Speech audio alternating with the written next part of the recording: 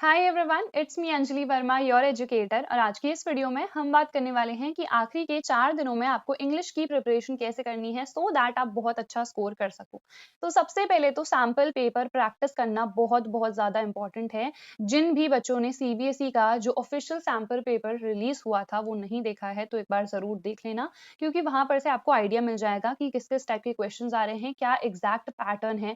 Pattern को समझना बहुत इंपॉर्टेंट है, क्योंकि जो आपने क्लास 10th में पैटर्न देखा होगा वैसा पैटर्न नहीं है, काफी ज्यादा चेंजेस हो गए हैं। तो उन चेंजेस के अकॉर्डिंग ही प्रिपरेशन करना काफी इंपॉर्टेंट है। तो देखो, हम एक बार जल्दी से क्विकली एनालाइज कर लेते हैं हमारे सैंपल पेपर को। तो हमारे पास सबसे पहले है सेक्शन ए, जो कि रीडिंग का होता है। आप लोग को पता है यहाँ पर आपके जो अनसीन पैसेजेस हैं वो आते हैं। ठीक है, अब यहाँ पे 2 पैसेज टोटल आने वाले हैं। 22 नंबर का है रीडिंग सेक्शन, 2 मार्क्स इंक्रीज हो गए हैं, पहले से जनरली 20 नंबर का होता था। ठीक है, तो एक 12 नंबर का पैसेज आएगा, दूसरा 10 नंबर का। अब लास्ट ईयर क्या था ना कि हमारे पास सिर्फ एमसीक्यूज आ रहे थे, बट अब यहाँ पर शॉर्ट आंसर टाइप क्वेश्चंस भी आ रहे हैं, which means it is very important that you also focus on the reading section. ये नहीं कि वहां पर बस अनसीन पैसेज आएगा और हम आंसर तो कर ही देंगे, नहीं, आपको पहले से प्रिपेयर करने की बहुत ज्यादा जरूरत है रीडिंग सेक्शन को भी। ठीक है, उसके बाद नेक्स्ट है क्रिएटिव राइटिंग स्किल्स वाला सेक्शन। ये है सेक्शन बी, ये है 18 मार्क्स का। इसमें क्या क्या है, तो सबसे पहले नोटिस है जो कि 4 मार्क्स का है। यहाँ पर अप्रोक्सीमेटली 50 वर्ड्स आपको लिखने होते हैं। देन इनविटेशन, पहले से क्या था, इनविटेशन और नोटिस में चॉइस भी आती थी, बट अब ये कंपलसरी है। नोटिस भी कंपलसरी है और इनविटेशन भी। इनमें आपको इंटरनल चॉइसेस यस डेफिनेटली मिल जाएगी। सो यहाँ पे जो प्रॉपर फॉर्मेट है सबसे पहले आपको वो लर्न होना चाहिए। उसके बाद कैसे हम स्टार्ट करते हैं नोटिस को, इनविटेशन में क्या क्या चीजें लिखनी है, इसके लिए भी आपको प्रैक्टिस करने की रिक्वायरमेंट है। तो आप कुछ प्रीवियस ईयर्स, कुछ सैंपल पेपर्स देख लेना कि किस किस टाइप के क्वेश्चंस आए हैं, क्योंकि ये जनरली वैसे रिपीट होके आ जाते हैं। तो आपको जरूर एक बार देखने की जरूरत है। ठीक है, सेम इनविटेशन भी 4 नंबर का है और यहाँ पर भी आपको 50 वर्ड्स लिखने होते हैं। देन यहाँ पे जॉब एप्लीकेशन और लेटर टू द एडिटर, इन दोनों में चॉइस है, 5 नंबर का है। इन दोनों में से कोई भी एक आपको करना है, तो इन दोनों में से ही कोई एक तो आपको चूज कर ही लेना है कि कौन सा हम आंसर करेंगे, उसकी अच्छे से प्रिपरेशन करना।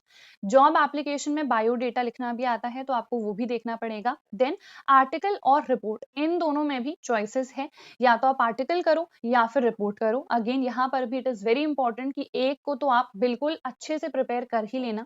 मान लो अगर आपने रिपोर्ट अच्छे से प्रिपेयर कर ली है, बट वहां पर ऐसा टॉपिक आ गया जो कि आप नहीं अब लिख सकते हो, उस केस में आप आर्टिकल देख लेना।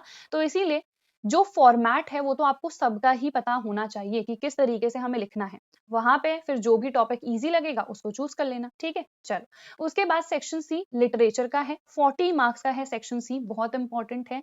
यहाँ पे इट इज वेरी इंपॉर्टेंट कि आप चैप्टर रीडिंग भी करो। ये 4 दिन में कैसे 4 दिन को डिवाइड करना है वो लास्ट में बताऊंगी, बट चैप्टर रीडिंग भी आपको करनी है, क्योंकि डायरेक्ट क्वेश्चंस अब नहीं आ रहे हैं कि बस हमने समरी देख ली और हमारा काम हो गया। नहीं, आपको चैप्टर की इन डेप्थ नॉलेज होनी चाहिए, क्योंकि बहुत ही डिफरेंट टाइप के क्वेश्चंस आ रहे हैं। एक बार आप सैंपल पेपर को देखोगे तो आपको पता चल जाएगा कि हाँ, काफी डिफरेंट टाइप के क्वेश्चंस भी आ रहे हैं। ठीक है, उसके बाद ये है हमारे पास पूरा लिटरेचर का पोर्शन। 2 बुक्स है, आप लोग को पता है, फ्लेमिंगो और विस्तास। फ्लेमिंगो में ये प्रोज है यानी कि चैप्टर्स हैं, और ये पोएट्री है हमारे पास। विस्तास में ये सारे चैप्टर्स हैं।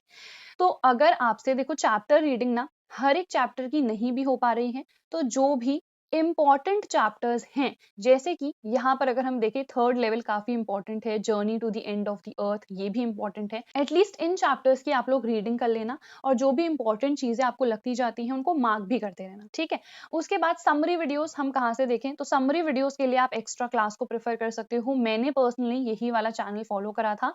अभी तो बहुत सारे और भी चैनल्स हैं, तो आप किसी को भी प्रेफर कर सकते हो। सिमरन साहनी भी हैं, we have Shipra Mishra ma'am, तो आप किसी से भी पढ़ सकते हो। बट इट इज इंपॉर्टेंट कि आपको चीजें समझ में आ रही हैं। एक एजुकेटर अगर आपने डिसाइड कर लिया है तो सिर्फ उन्हीं की वीडियोस देखना फिर। ठीक है, ऐसा नहीं कि आप यहाँ भी देख रहे हो फिर वही चैप्टर वहां भी देख रहे हो, नहीं, सिर्फ एक एजुकेटर डिसाइड कर लो और सिर्फ फिर उन्हीं से पढ़ना।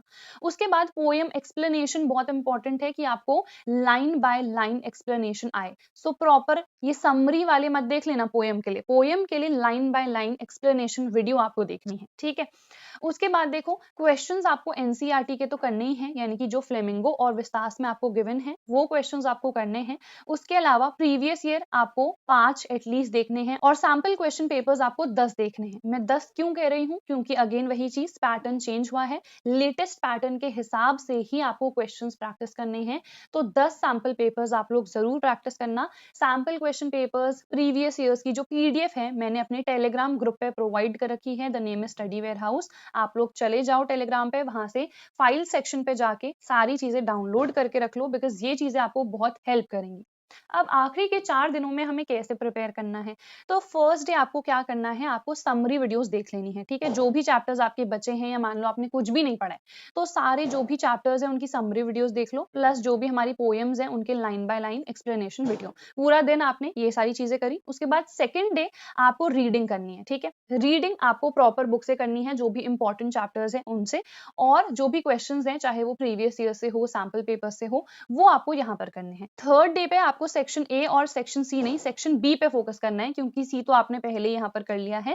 थर्ड डे आपको सेक्शन ए और सेक्शन बी यानी कि जो रीडिंग और राइटिंग वाला सेक्शन है उस पे फोकस करना है कंप्लीटली।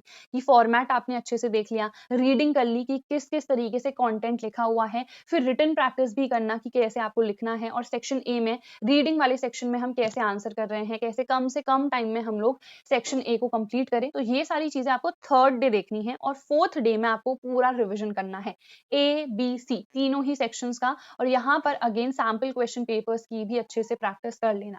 4 दिन इनफ है कि आप इंग्लिश की प्रिपरेशन अच्छे से कर सको, but again the condition is that कि पहले से ही आपकी इंग्लिश थोड़ी अच्छी होनी चाहिए, तभी जाके आप अच्छा स्कोर कर सकते हो। बिकॉज इंग्लिश में इट्स वेरी इंपॉर्टेंट कि आप कोई ग्रामेटिकल एरर्स ना करो या फिर कोई स्पेलिंग मिस्टेक्स ना करो। तो ये सारी चीजों पे भी हमें इक्वली फोकस करना पड़ता है, ठीक है? So that is it for this video. I hope ये वीडियो से आप लोग को बहुत ज्यादा हेल्प मिली होगी, और अगर मिली है तो यार अपने फ्रेंड्स के साथ भी इस वीडियो को शेयर कर देना। हम मिलते हैं हमारी नेक्स्ट वीडियो में। Till then bye everyone, take care and all the very best.